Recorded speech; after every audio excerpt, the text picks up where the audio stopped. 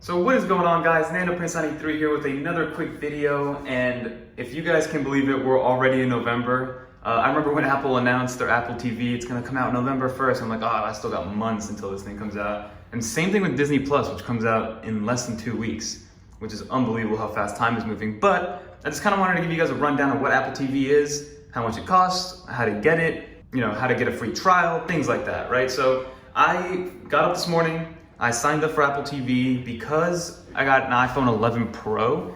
So if you got any new Apple hardware from when Apple TV was announced and onward, then you get a year free of Apple TV, which is kind of insane, right? So I kind of just wanted to show you guys. I'll put the screen recording up right now, and we're gonna jump right into Apple TV, and I'm gonna show you guys the interface, right? So this is what you get, and I've used Apple TV on occasion because you can sign into all your different accounts, all your different media accounts. So if you go into your connected apps, you guys have ESPN, HBO Go, Hulu, NBA, and Prime Video. So as you guys can see up here on the first menu, you get shows that I'm watching from different applications. So you can technically view all of your media from here, but it'll just throw you into the corresponding app. So if I want to continue watching Tom Clancy's Jack Ryan, I click on it, and it sends you to Prime Video, right? And right now I don't want to do that. And same thing for Hulu and HBO and things like that, depending on what you connect to Apple TV, which is kind of a beautiful thing. Everybody's been wanting a different hub. The final step would be to just integrate the actual Prime Video player into Apple TV. Same goes with Hulu and all the connected apps. That way you can stay in one application the entire time and not have to wait for another one to load. But I don't know if we'll ever get there, but for now this will do. And this is the Apple TV interface. It looks really, really nice. iOS 13, iPadOS 13. And now that Apple TV is out, I had to figure out a way how to make sure and how to get to the Apple TV content. Apple TV Plus has their own original TV shows, right? So if you go, this is Learn About Apple TV app. You can kind of search around here, and you can go to the Discover Apple TV Plus, and then this is what the content has. Obviously, right off the bat, they're not gonna have a ton. I think there's 24 total pieces of original content ranging between shows and movies. And these are the ones that they've been pushing for a while now, right? The Morning Show, which has Jennifer Aniston and Steve Carell, which is one of my favorite actors from The Office. See with Jason Momoa, this Dickinson thing, and then For All Mankind, which is like a sci-fi TV show, which is supposed to be kind of like The Office, but in outer space. So this is Apple TV in a nutshell. I am yet to watch any of the shows or movies. I probably will this weekend at some point, because I do want to watch them and see what the content is like, and if it's premium enough to justify adding another subscription to your monthly subscription services, right? Apple TV, once all the free trials are done, and if you don't have new Apple hardware or anything like that, I think the normal person that uses Apple TV you can do a 1-month free trial, just like Apple Arcade did. And then if you do have, like I said, a piece of new Apple hardware, no matter what it is, whether if it's a laptop, iPad, iPhone, if you have any of those, then you'll have access to Apple TV from any of your iPhone or any of your Apple devices, which is nice. So it's not like since I have an Apple 11 Pro and I bought this iPad before Apple TV was announced, I can still watch it on this iPad, which is great, right? It all corresponds to your Apple ID.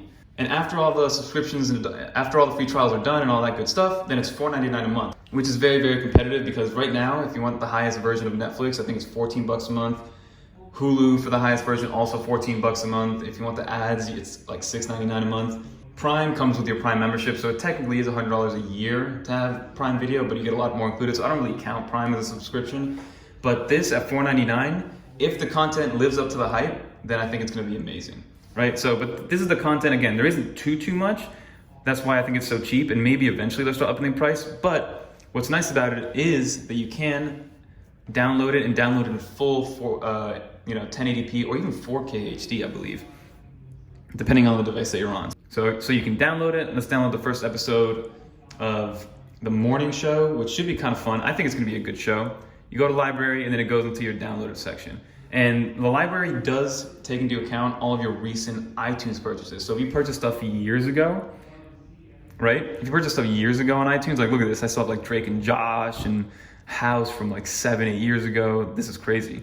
So these are all the shows from years ago that I downloaded on iTunes. And if you use the same Apple ID that you did years ago, then you'll still have access to those things. You just have to download them again.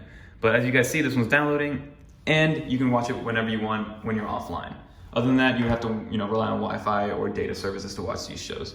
But overall, I think it's gonna be good. It's hard to complain at the price point. And the good competition, or the one that I'm really looking forward to, is seeing Apple TV Plus versus Disney, the Disney subscription service. Disney's gonna have a big upper hand, guys. I know it's, I think, $6.99 per month or $5.99 per month for their basic service, but you get every single Disney-related TV show and movie, ranging from Marvel to Star Wars to the classics like Snow White, Cinderella, and anything from Nat Geo.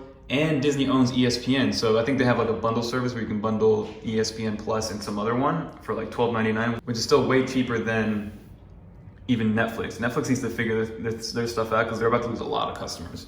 So that's pretty much it for Apple TV. Just wanted to review for you guys. So basically $4.99 a month, free for a month for anybody that has an Apple device, free for a year if you have a new Apple device, which is it's $60 that you're saving right off the bat, which is awesome.